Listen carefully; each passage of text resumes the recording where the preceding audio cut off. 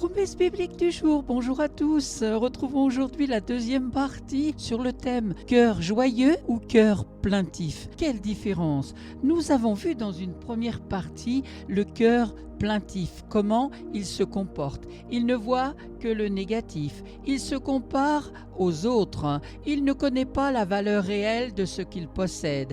Il ne fait que perdre et échouer. Voyons aujourd'hui le cœur joyeux. Comment est-il? Il voit le positif en toutes choses.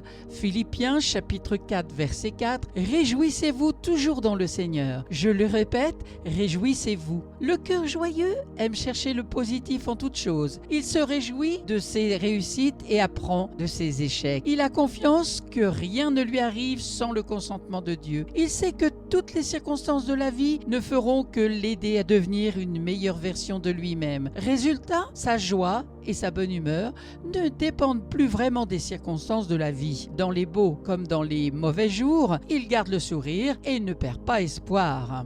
Il aime partager de la joie autour de lui. Romains chapitre 12 verset 15. Réjouissez-vous avec ceux qui se réjouissent, pleurez avec ceux qui pleurent. Le cœur joyeux n'hésite pas à partager sa joie autour de lui. Il aime soutenir et motiver les gens. Il se réjouit avec les autres durant les jours de réussite et il les encourage face au périple de la vie. Les paroles qui sortent de sa bouche sont des paroles d'espoir et d'encouragement. Tu as sûrement déjà connu cette personne qui t'a fait sentir mieux rien qu'en discutant avec elle, n'est-ce pas? Il est reconnaissant et connaît la valeur de ce qu'il a. Éphésiens chapitre 2 versets 8 à 9. Car c'est par la grâce que vous êtes sauvés, par le moyen de la foi, et cela ne vient pas de vous, c'est le don de Dieu. Ce n'est point par les œuvres, afin que personne ne se glorifie. Le cœur joyeux réalise la valeur réelle de ce qu'il possède, et il en est reconnaissant à Dieu.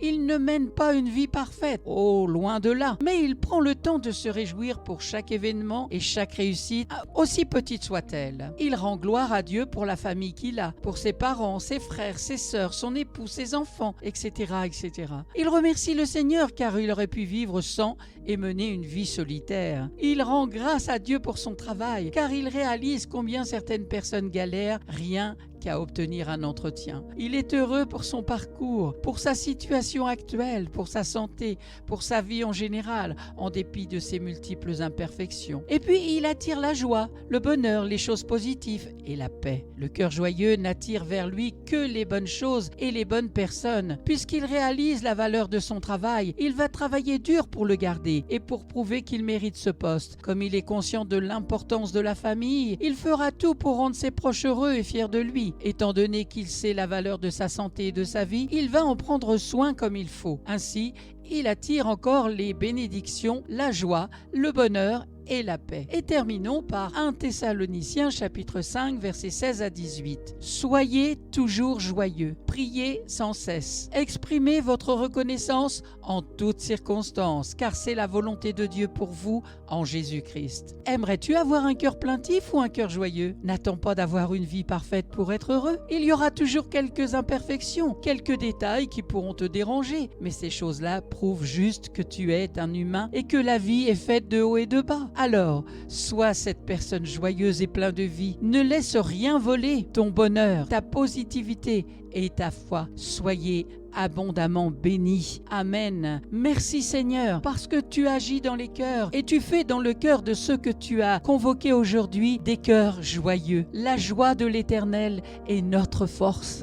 Alors que la joie de l'Éternel soit leur force, Père. C'est ce que je te demande. Dans le nom de Jésus.